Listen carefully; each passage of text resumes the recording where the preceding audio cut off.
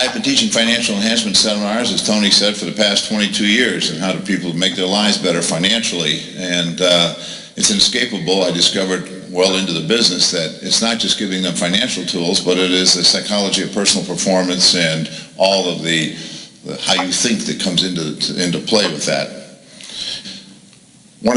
There's many things in life that we cannot control, but two things that we absolutely can control 100%, and that is our thoughts and our actions. Taking 100% responsibility for your own life is the most empowering of belief systems that one can assume and put into their core belief system. The second one is we pay the price for success, and we pay the price for success in advance. Now, I kind of feel like I'm preaching to the choir as I stand up here before you, because it's often been my experience that people who attend success seminars are people who are already successful. It's kind of a quirk in human nature. People who need things the most are often the first to refuse it, and people who need things the least are often the first to grasp it. Yes, I am. And he said, somebody told me you teach financial enhancement seminars. I said, well, yeah, I do. And I said, it's also the psychology of personal performance and so forth. He said, oh, what's that about? I said, well, it's a study that sort of intrigued me for a long time. It's simply why is it some people are so successful in life and others. The message is you want to stay in touch with the kid inside of you. You always want to stay in touch with the kid inside of you, and you want to find those things that really juice you, those things that you find passion about. When you find those things, put them up on your vision board. Now, where do you put this after you get this thing done? Well, people have to say, I want to put it on my refrigerator, or I want to put it up in the kitchen and so forth. Never do that. Why? Your friends come over, your family come over, and everybody starts looking at these pretty pictures. Oh, what is this? Now you're placed in a very awkward position to begin to explain this thing. And after you explain it, you begin to justify it. After you justify it, you begin to seek approval. Is it okay if I have these things? Adults do not seek approval. Adults make an adult decision from an adult state of mind. There is no right or wrong. Whatever you put on your vision board is correct. Then you put this someplace where it's very private, where you look at last thing at night, first thing in the morning, last thing at night, first thing in the morning, last thing at night, first thing in the morning. And it burns an indelible impression into the subconscious. And what is the value of this? If anything I've said here today, this is the most simple and yet the most powerful, because here is the key to the whole thing. You are now and you will become what you think about. You are now and you will become the sum of your dominant thoughts. Your internal world will always dictate your external world, whatever that may be.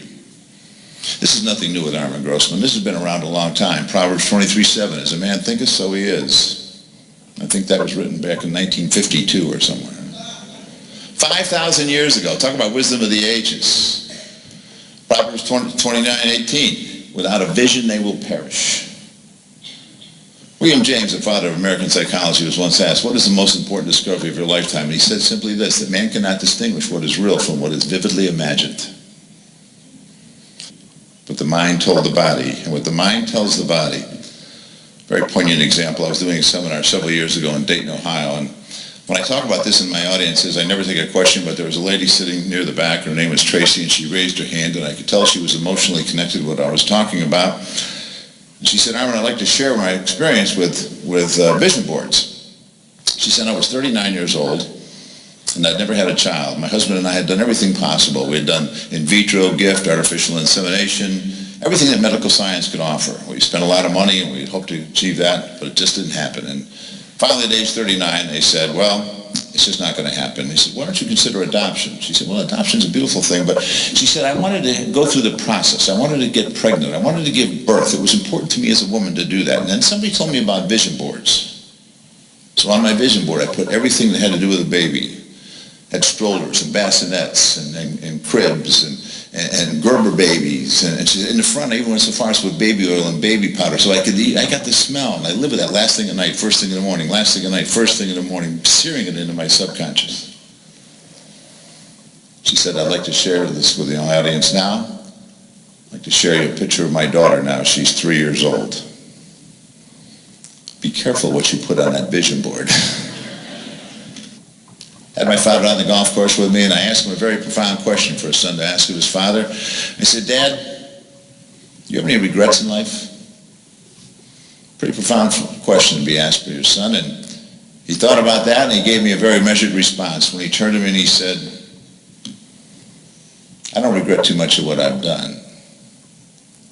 What I regret is what I didn't do.